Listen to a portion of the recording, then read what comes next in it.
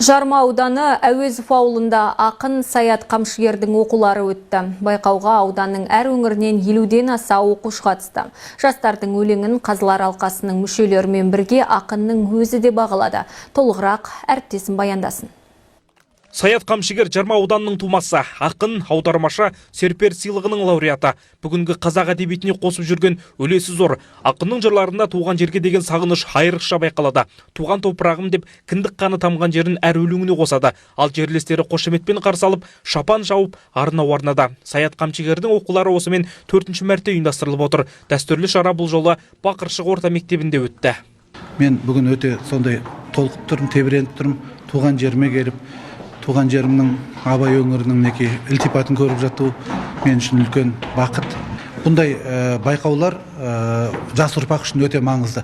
Себебі олар ақын жазушыларды көріп өссе, олардың оқып жүрген өлеңдерін кім жазып жүрген жанынан көрсе, сондай тағылымы, өнегесі бар деп есептеймін. Байқауға аудан мектептерінен 53 бала қатысты. Олар сайыстың бағыттары бойынша топырағың болса мейл, арманым жоқ тақырыбында эссе жазды. Ақын шығармашылығынан 15 өлеңді жатқайтып, өз туындыларын ортаға салды. Мен Саят Қамшыгердің «Туған елім» атты өлеңін оқыдым. Ол өлеңде ақынның өз туған жеріне деген сағынышын, алыста жерде өз ауылын әрқашан жақсы көретіні туралы жазылған. Маған осы өлеңде ең ұнаған жері: туған елім анамдай аялаймын, мен сүйемін тәуелсіз ғасырымды. Яғни бұл өлең жолында автор тәуелсіздік алғанына шын жүректен қуанатынын және де өзінің туған жерін анасындай жақсы көретінін жеткізгісі келді. Саят Қамшыгерұлының бүгін 4-ші рет Жарма ауданы білім беру мекемелерінің 7-11 сынып оқушылары арасында үлкен Саят Қамшыгер оқулары байқауы өтіп жатыр. Жыл сайын қатысушы жас өрендердің қызығушылығы артып келе жатыр.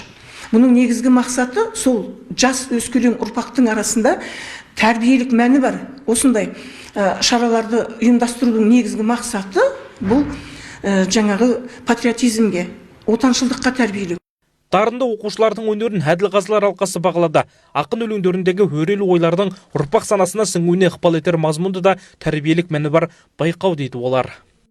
Қазақ айтады ғой, мынау елім дейтін ел болмаса, елім дейтін ер қайдан болсын деп. Осы Саят Қамшыгер сияқты тұлғаларын дәріптеп, соны жастарға насихаттап жатқан осы ауданның, ауылдың атқамінер азаматтарына, халқына үлкен рахметімді айтамын. Тұлғамен тәрбиелеу дейді. Осы Саят Қамшыгер сияқты тұлғаларды, туған жерден шыққан тұлғаларды дәріптеу арқылы кейінгі жастардың мынау санасына, олардың көкірегіне сондай өскелең ұрпақтық қасиетті артып, болашақта осы Саят Қамшыгер сияқты тұлғалардың өсуіне керемет ықпалы болады деп ойлаймын. Сәкен өзі баладай аңғал, қазіргі Алаш сыйлығын иеленді, халықаралық Алаштың әдеби ортада өзіндік беделі бар белді ақындардың бірі. Жақында ғана Сиднейде Қарабақ деген поэмасы Әзербайжан тілінде жарық көрген үздік кітап деген номинацияны иеленді.